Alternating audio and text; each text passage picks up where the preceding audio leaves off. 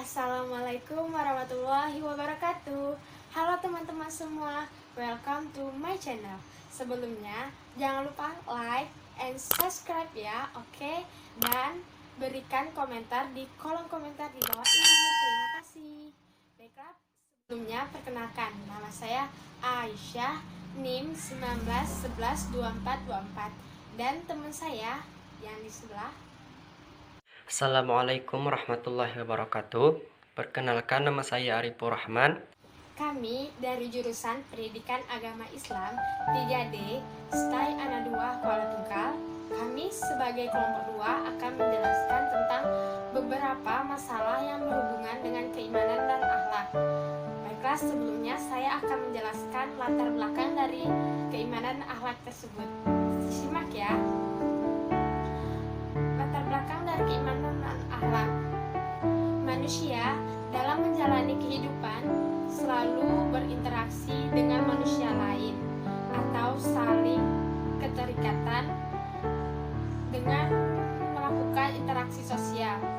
Dalam melakukan interaksi sosial tersebut, manusia harus memiliki akhlak yang baik agar dalam proses interaksi tersebut tidak mengalami hambatan atau masalah dengan manusia lain. Proses pembentukan akhlak sangat berperan dengan manusia dengan masalah keimanan dan ketakwaan seseorang.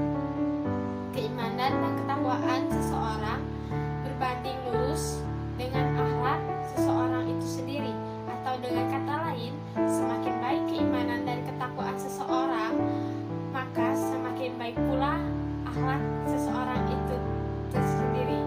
Hal itu karena keimanan dan ketakwaan adalah modal utama untuk membentuk suatu pribadi seseorang itu sendiri. Baiklah, saya akan menjelaskan tentang pengertian keimanan. Keimanan, kebanyakan orang menyatakan bahwa kata iman berasal dari kata kerja amina ya'manu amanah, yang berarti percaya. Oleh karena itu, iman yang berarti percaya menunjukkan sikap batin yang terletak dalam hati. Akibatnya, orang-orang yang taat kepada Allah dan selain seperti yang ada dalam rukun iman yang keenam itu, walaupun dalam sikap keseharian tidak mencerminkan ketaatan atau kepatuhan takwa kepada yang telah dipercayainya, masih disebut orang beriman. Karena hal itu disebabkan adanya keyakinan bahwa yang tahu tentang urusan hati manusia adalah Allah Subhanahu wa Ta'ala, dan dengan membaca 2 kalimat syahadat maka orang itu akan dinyatakan Islam. Menurut hadis diriwayatkan Ibnu Majah At-Tabrani, iman didefinisikan dengan keyakinan dalam hati, diikrarkan dengan lisan, dan diwujudkan dengan amal perbuatan. Atau lal imanu akdun bil qalbi wa iqrarun bil lisani wa amalun bil arqan. Dengan demikian, iman merupakan kesatuan atau keselarasan antara hati, ucapan, dan perbuatan, serta dapat juga dikatakan sebagai pandangan dan sikap hidup orang atau gaya hidup manusia itu sendiri. 2. Wujud iman. Akidah Islam dalam Al-Quran disebutkan iman. Iman bukan hanya berarti percaya, melainkan keyakinan yang mendorong seseorang muslim untuk berbuat baik. Oleh karena itu, lapangan iman sangat luas, bahkan mencakup segala sesuatu yang dilakukan seseorang itu sendiri, yang disebut amal soleh. Wujud iman menurut Hasan al-Banna diantaranya 1. Ilahiyah adalah hubungan dengan Allah. 2.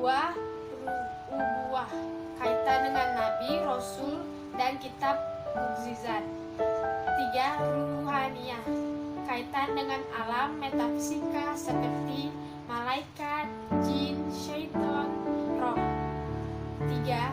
Sam'iyah, segala sesuatu yang bisa diketahui melalui sam'i. 3. Tanda-tanda orang yang beriman.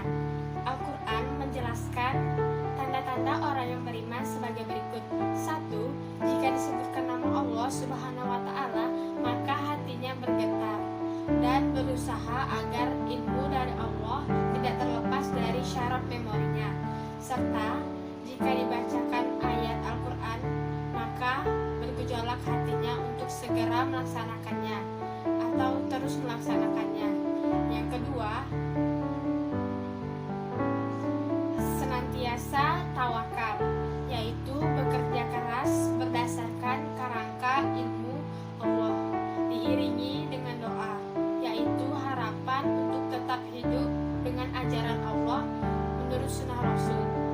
Terdapat dalam surah Al-Imran ayat 120 dan Al-Maidah ayat 12. Ketiga, tertib dalam melaksanakan sholat dan selalu menjaga pelaksanaannya. Terdapat dalam Al-Quran ayat 3 An-Nafl. Yang keempat, menafkahkan rezeki yang diterimanya. 5. Menghindari perkataan yang tidak bermanfaat dan menjaga kehormatan. 6. Memelihara amanah dan menepati janji. 7. Berjihad di jalan Allah dan suka menolong. 8. Tidak meninggalkan pertemuan sebelum meminta izin. Baiklah, sekian tentang keimanan. Selanjutnya saya serahkan kepada teman saya. Yang B. Pengertian akhlak. Akhlak berasal dari kata akhlak, jamak dari kata al-khuluq, yang artinya kebiasaan, perangai, dan tabiat. Tingkah laku yang lahir dari manusia dengan sengaja, tidak dibuat-buat, telah menjadi kebiasaan. Dijelaskan dalam Al-Quran surah Al-Qalam ayat 4 yang berbunyi, Bismillahirrahmanirrahim, wa innaka la'ala khuluqin azim, yang artinya, dan sesungguhnya engkau Nabi Muhammad SAW benar-benar berbudi pekerti yang agung. Yang C. Beberapa masalah berhubungan dengan keimanan. Yang pertama, menjauhi lingkungan yang sudah tercipta iklim keimanan. Yang kedua, menjauhi pelajaran dan keteladanan yang baik. Yang ketiga, tidak mau mencari ilmu syariat dan tidak mau mengetahui buku-buku bermanfaat yang bisa menghidupkan hatinya. Yang keempat, tinggal di lingkungan yang diawani dengan kemaksiatan. Yang kelima, tenggelam dalam kesibukan duniawi. Yang keenam, sibuk mengurus harta benda. Yang ketujuh, berlebih-lebihan dalam masalah makan, tidur, berjaga di waktu malam, dan bergaul. Saya akan melanjutkan materi dari teman saya. D. Beberapa masalah yang berhubungan dengan akhlak. Ada 3 macam prinsip yang paling mendasar dalam ajaran Islam yang mesti tertanam dalam setiap pribadi muslim, yaitu akidah, syariah, dan ihsan. Mengenai akidah mendorong manusia untuk selalu mengesahkan Allah Subhanahu wa Ta'ala, beribadah dan berbuat baik. Mengenai syariah memberikan kepada kita tuntunan mengenai cara-cara beribadah dan bermuamalah. Dan yang ketiga, ihsan, memberikan tuntunan mengenai cara-cara berbuat baik dan menghindari perbuatan buruk terhadap Allah Subhanahu wa Ta'ala dan terhadap makhluknya. Persoalan akhlak harus menjadi sifat utama dalam setiap individu untuk mendorong segala macam perbuatan dan akan terganggu peradaban manusia oleh keburukan moral manusia, sehingga harapannya untuk mencapai kebahagiaan dalam hidupnya tidak akan tercapai. Dari persoalan yang terjadi mengenai keburukan moral atau akhlak, kami menyimpulkan 3 hal yang melatar belakangi terjadinya keburukan akhlak. Yang pertama, yaitu pergaulan bebas yang buruk. Salah seorang sahabat Nabi yang bernama Al-Qama'ah sangat berhati-hati terhadap pergaulannya.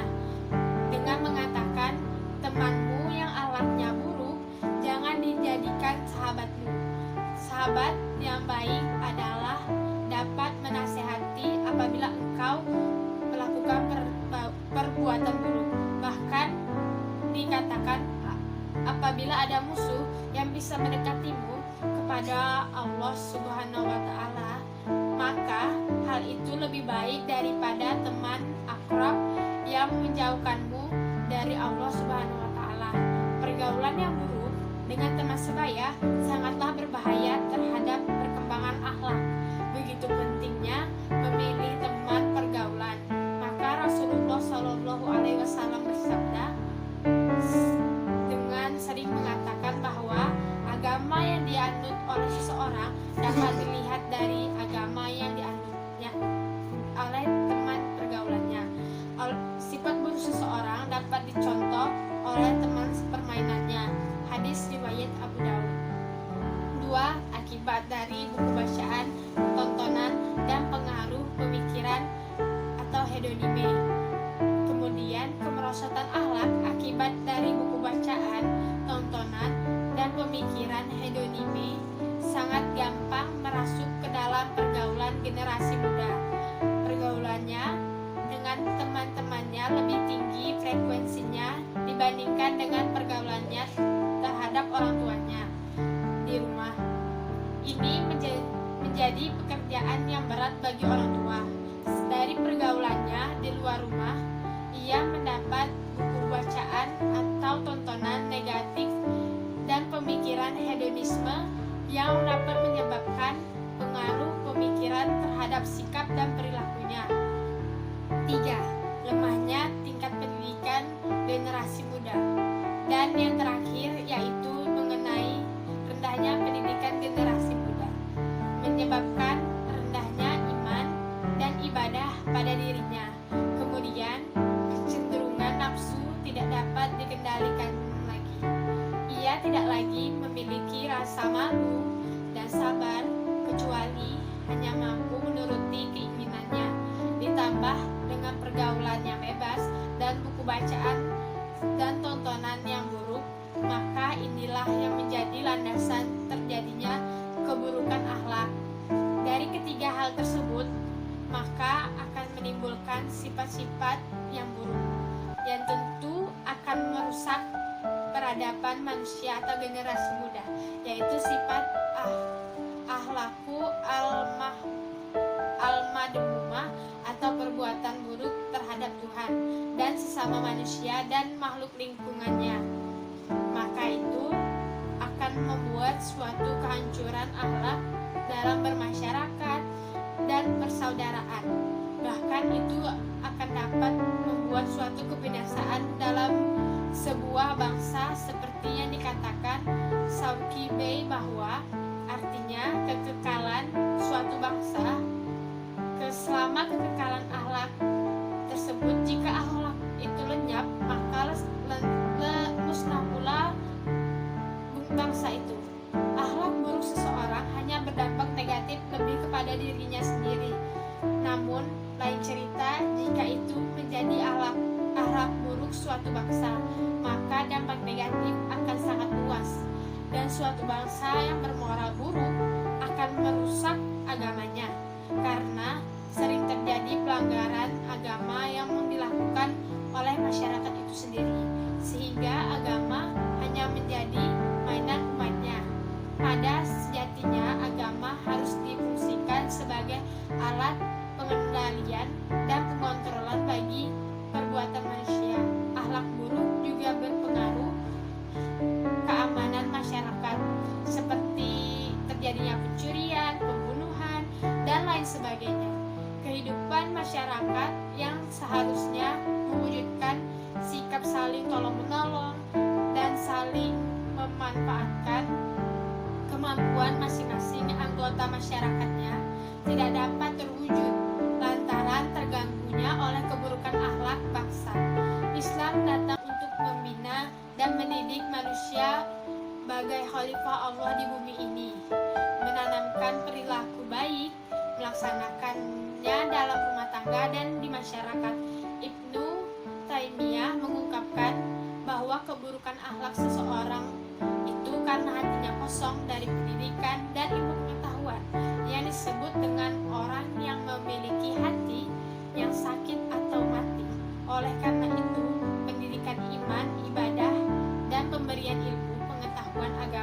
harus senantiasa ditekankan dari semenjak usia dini agar menjadi kebiasaan dan menjadi alat yang baik. Baiklah, sekian dari saya dan teman saya. Apabila kami ada salah, kami mohon maaf. Wabillahi taufiq wal hidayah. Wassalamualaikum warahmatullahi wabarakatuh. Sampai jumpa. Baiklah, kita memasuki sesi tanya jawab. Kami dari kelompok 2, masing-masing dari kami mendapat 10 pertanyaan. Baiklah, di sini saya akan langsung menjawab 10 pertanyaan dari kawan-kawan. Yang pertama, pertanyaan dari saudari Putri Rahmawati, yang mana pertanyaannya bagaimana cara atau jalan untuk lebih dekat dengan Allah lewat perantara ibadah agar keadaan hati tidak ada keraguan mengenai keimanan serta upaya dengan mudah untuk mengaplikasikan akhlak yang baik. Langsung saja, yaitu dengan cara yang pertama, mematuhi perintah Allah dan menjauhi segala larangan Allah dan melaksanakan ibadah dengan tulus. Yang kedua, memperbanyak menuntut ilmu agama seperti mengikuti pengajian-pengajian supaya bisa bertambah pengetahuan kita tentang agama dan dengan demikian bisa menguatkan keimanan kita. Dan yang ketiga, bergaul dengan orang yang alim dan berilmu agar kita dapat ilmu dari mereka dan bisa meniru akhlak baik mereka. Itulah jawaban saya untuk saudari Putri Rahmawati. Memasuki yang kedua, yaitu dari saudari Andi Fitri. Apa saja masalah yang berkaitan dengan keimanan? Tadi di dalam materi sudah dijelaskan bahwa masalah-masalah yang berkaitan dengan keimanan yaitu ialah yang pertama, menjauhi lingkungan yang sudah tercipta iklim keimanannya. Yang kedua,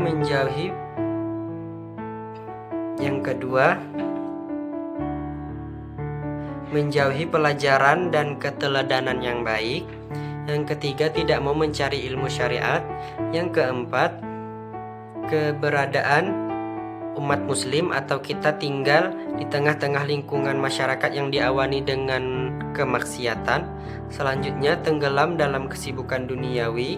Selanjutnya, sibuk mengurusi harta benda. Selanjutnya, berlebih-lebihan dalam masalah makan, minum, tidur terjaga di waktu malam. Yang ketiga, pertanyaan dari saudari Kakak Herlina, yang mana pertanyaannya ialah jelaskan definisi atau referensi iman dan akhlak. Baiklah, di sini saya akan menjelaskannya. Yang pertama itu iman. Iman itu adalah keyakinan atau kepercayaan, meyakini apa yang sudah tertera di dalam rukun iman yang 6 tersebut. Iman berasal dari kata amina yu'minu amanan, yang artinya kepercayaan. Jadi iman adalah kepercayaan kepada Allah Subhanahu wa ta'ala, meyakini akan kebenaran rukun iman yang 6. Selanjutnya, akhlak. Akhlak berasal dari kata al-akhlak, jamak dari kata al-khuluq, yang artinya kebiasaan, perangai, tabiat, dan kelakuan tingkah laku manusia. Itulah jawaban saya untuk saudari Kak Herlina. Yang selanjutnya, pertanyaan dari saudara Tony, yang mana pertanyaannya, kenapa setiap manusia harus mempunyai iman? Baiklah, saya akan menjawab, karena setiap manusia mempunyai kepercayaan. Dijelaskan di dalam materi tadi, orang yang percaya kepada Allah atau selainnya yang ada di dalam rukun iman yang 6, walaupun dalam sikap kesehariannya tidak mencerminkan ketakwaan kepada yang telah dipercayainya, ini masih orang ini disebut beriman. Kenapa? Hal ini disebabkan karena adanya keyakinan mereka di dalam hati bahwa yang tahu tentang urusan manusia hanyalah Allah. Jadi intinya, setiap manusia ini mempunyai kepercayaan. Selanjutnya yang kelima, pertanyaan dari saudari Mu'allimah, bagaimana caranya untuk menstabilkan keimanan diri? Baiklah, saya akan langsung menjawab, yaitu dengan cara meningkatkan ibadah kita kepada Allah Subhanahu wa ta'ala, tinggal di lingkungan yang ada iklimnya sudah tercipta keimanannya, supaya kita bisa bergaul dengan orang-orang yang beriman dan bisa menguatkan keimanan kita. Yang ketiga, memperbanyak belajar agama dan keteladanan yang baik. Dan yang selanjutnya bergaul dengan orang-orang yang berilmu dan beramal soleh. Selanjutnya pertanyaan dari saudara Sultan yang keenam, sebutkan dalil Al-Quran tentang iman dan akhlak.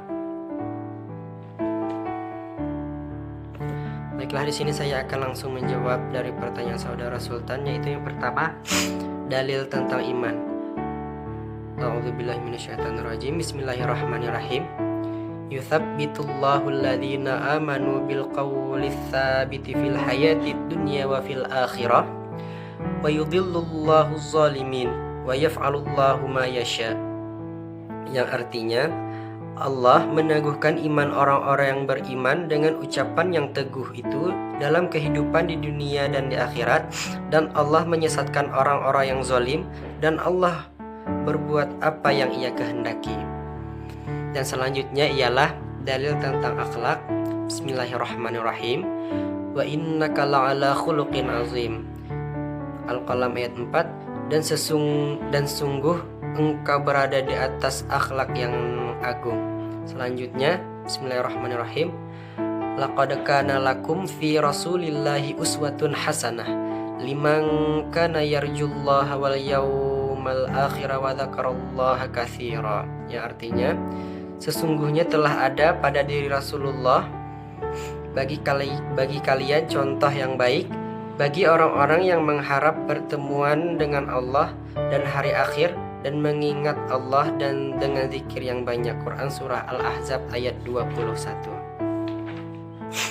Selanjutnya yang ketujuh, pertanyaan dari saudari Laila, sebutkan contoh masalah yang berhubungan dengan iman dan akhlak. Tadi contoh masalah yang berhubungan dengan iman sudah saya jelaskan di pertanyaan Andi Fitri. Saya akan mengulangnya lagi. Yang pertama, menjauhi lingkungan yang sudah tercipta iklim keimanannya. Yang kedua, menjauhi pelajaran dan keteladanan yang baik. Yang ketiga, tidak mau mencari ilmu syariat. Selanjutnya, keberadaan umat Islam atau tinggal di lingkungan yang diawani dengan kemaksiatan. Selanjutnya, tenggelam dalam kesibukan duniawi. Selanjutnya, sibuk mengurus harta benda. Selanjutnya, berlebihan dalam masalah makan dan tidur. Dan adapun masalah-masalah yang berpengaruh dengan akhlak ialah yang pertama, pergaulan bebas. Yang kedua, akibat dari buku bacaan atau tontonan yang tidak baik. Yang ketiga, lemahnya tingkat pendidikan generasi mudanya. Selanjutnya, yang ke-8, pertanyaan dari saudari Yuli Andini, apa hukumnya menghina dan menghujat orang lain? Baiklah, saya langsung menjawab. Mencela, menghina, atau mengejek adalah tabiat yang tidak terpuji. Tabiat ini jelas diharamkan dalam Islam.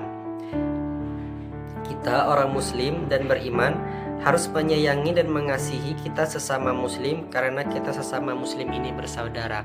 Jadi intinya kita tidak boleh menghina atau mencaci orang lain, khususnya kita sesama muslim. Yang ke-9, sebutkan 3 contoh hubungan akhlak dengan iman di dalam Islam, yaitu pertanyaan dari saudari Rizky Rifazo. Baiklah, saya akan langsung menjawab. Akhlak dan iman adalah bagian besar atau pondasi dalam kehidupan manusia. Tidak akan muncul akhlak yang baik jika tanpa iman, dan tidak sempurna akhlak jika tanpa iman. Contohnya ialah kita rajin beribadah, yang pertama. Yang kedua, rajin menuntut ilmu agama. Dan yang ketiga, sering bergaul dengan orang-orang yang soleh dan solehah atau yang berilmu.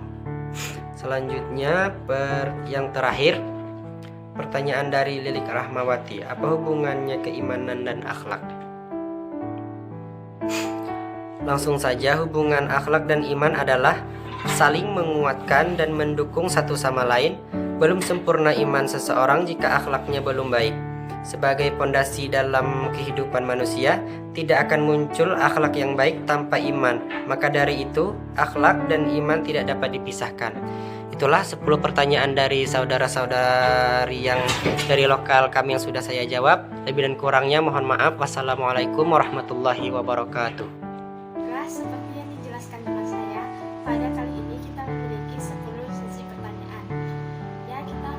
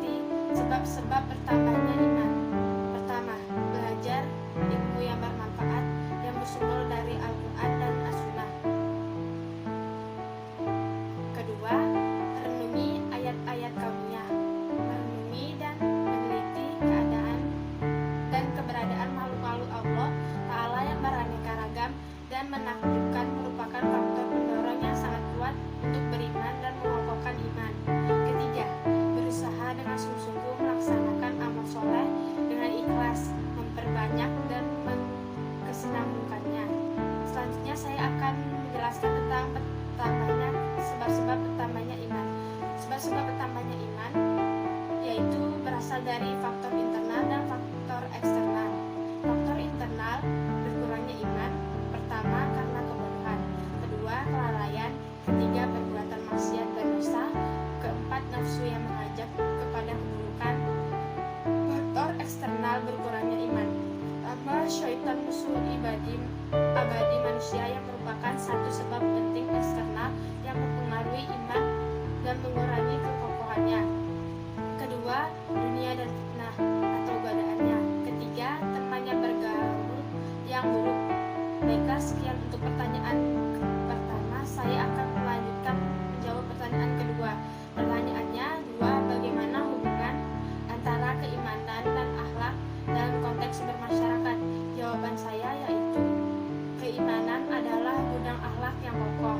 Ia mampu menciptakan kesadaran diri bagi manusia untuk berpegang teguh kepada norma dan nilai-nilai akhlak yang luhur. Akhlak mendapatkan perhatian istimewa dalam keimanan Islam. Menurut suatu teori, agama mengatakan setiap individu untuk berakhlak mulia dan menjadikannya sebagai kewajiban atau taklif di atas pundaknya yang dapat menetapkan sifat dan siksa baginya. Bahkan agama menganggap itu sebagai penyempurna ajaran-ajaran karena agama tersusun dari keyakinan atau keimanan atau perilaku. Oleh karena itu, akhlak dalam bermasyarakat harus berpijak pada keimanan. Iman tidak cukup disimpan dalam hati, namun harus diperhatikan dalam kehidupan sehari-hari. Contohnya, orang yang berpegang teguh pada jalan yang lurus dan jauh dari kesesatan dengan cara menanamkan akhlak yang mulia dalam dirinya. Baiklah, itulah jawaban saya pada pertanyaan kedua. Saya akan melanjutkan menjawab pertanyaan ketiga. Pertanyaannya adalah, tiga, ketika iman seseorang menipis karena segala macam hal yang dihadapi, apa yang harus dilakukan untuk menjaga iman tersebut? Jelaskan. Jawaban saya adalah, pada dasarnya tiap mukmin punya rasa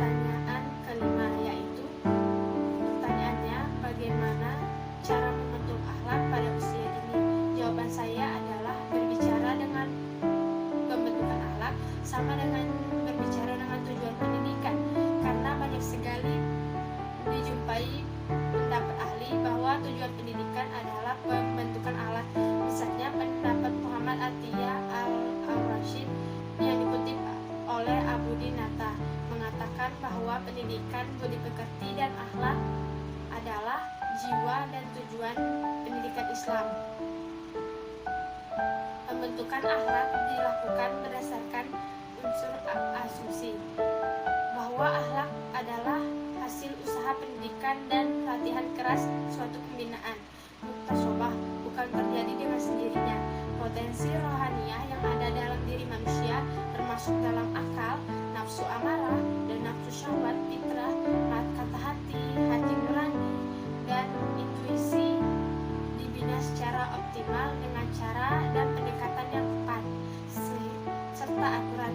Mungkin itu saja jawaban saya atas pertanyaan kelima. Saya akan menjawab pertanyaan selanjutnya, yaitu pertanyaan keenam. Pertanyaannya, apakah dari tujuan pembentukan akhlak pada seorang anak? Jawaban saya adalah proses pendidikan atau pembentukan akhlak bertujuan untuk melahirkan manusia yang berakhlak mulia. Akhlak yang mulia akan terwujud secara kukuh dalam diri seseorang apabila setiap 4 unsur utama kebatinan dari diri, yaitu akal, daya marah, dan daya syahwat, dan daya keadilan berjaya di bawah ke atap yang seimbang dan adil, sehingga tiap halnya boleh dengan mudah menaati kehendak syarat dan akal. Menurut Ali Abdul Halim Mahmud, tujuan pembentukan akhlak setidaknya memiliki tujuan, yaitu 1. Mempersiapkan manusia yang beriman untuk selalu beramal soleh. 2. Mempersiapkan insan beriman yang soleh untuk menjalani kehidupannya sesuai dengan ajaran Islam. Ketiga,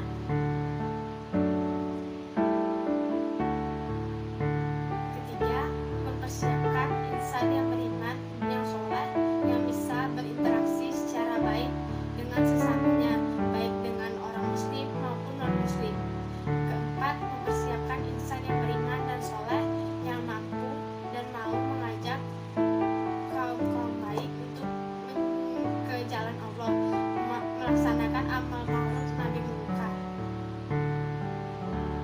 Kelima, mempersiapkan insan yang beriman dan soleh dan mau merasa bangga dengan persaudaraan sesama muslimnya dan selalu memberikan hak-hak persaudaraannya. 6. Mempersiapkan insan beriman yang soleh yang merasa bahwa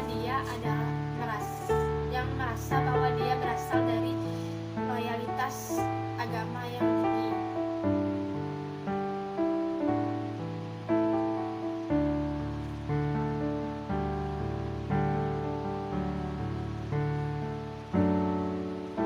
Agama Islam dan berusaha sekuat tenaga dengan kuat demi tegaknya agama Islam. Baiklah, itulah jawaban saya pada pertanyaan ke-6. Saya akan lanjut menjawab pertanyaan ke-7, yaitu apa perbedaan keimanan dan iman? Jelaskan. Jawabannya adalah bisa kita lihat dari definisi kedua hal tersebut. Yang pertama, keimanan.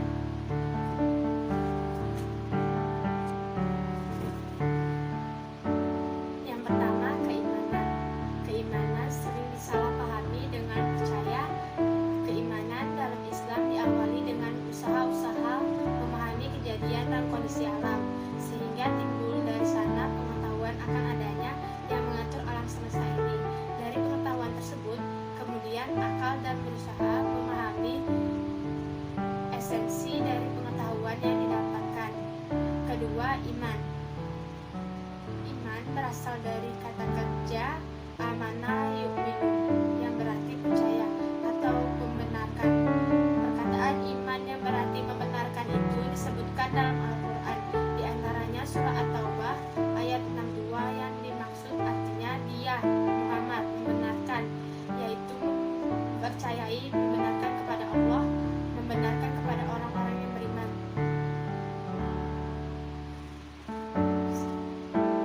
Baiklah, itulah jawaban saya untuk pertanyaan nomor 7. Saya akan menjawab pertanyaan nomor 8, yaitu pertanyaannya, sebutkan masalah apa yang paling sering dijumpai seseorang dalam masalah hubungan keimanan. Jawaban saya adalah keimanan sering disebut juga dengan nama lainnya, yaitu akidah. Akidah sangat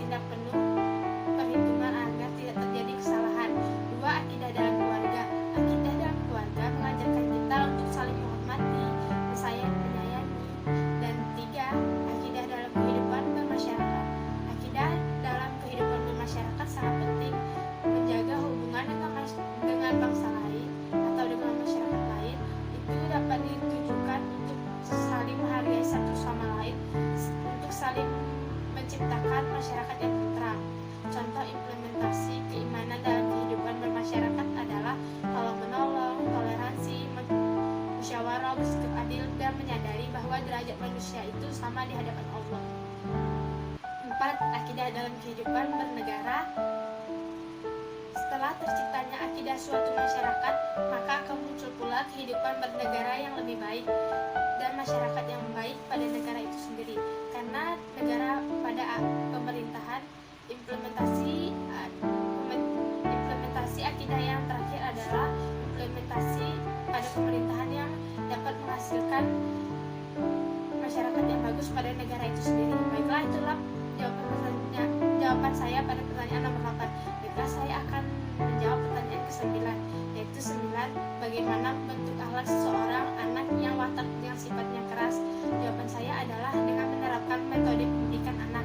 Metode pendidikan anak yang pertama bagi anak adalah pendidikan berkeluarga.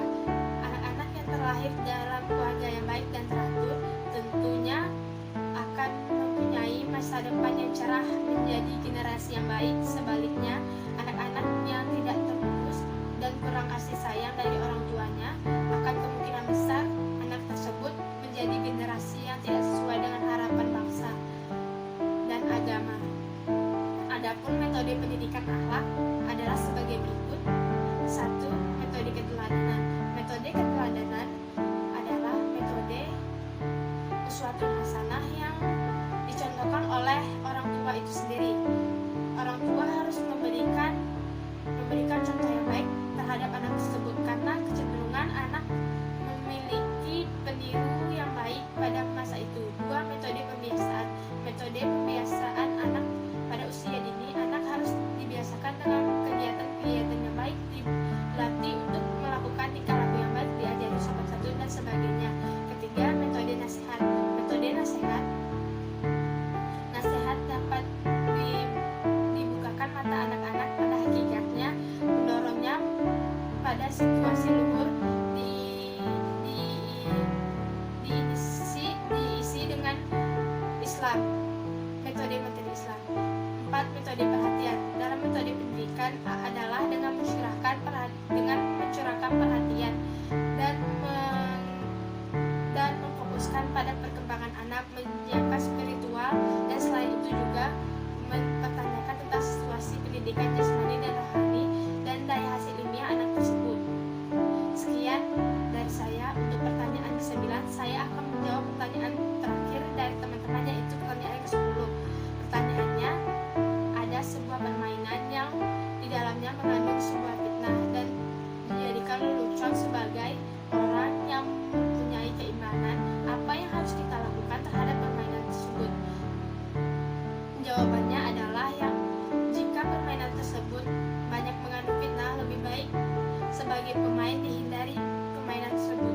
Bukankah manusia diciptakan sebagai makhluk yang paling sempurna dari segala makhluk, sehingga dia memiliki akal untuk berpikir dan bisa membedakan mana yang baik dan mana yang buruk? Hingga permainan tersebut alangkah baiknya juga ditinggalkan, karena banyak menimbulkan suatu fitnah atau mudarat.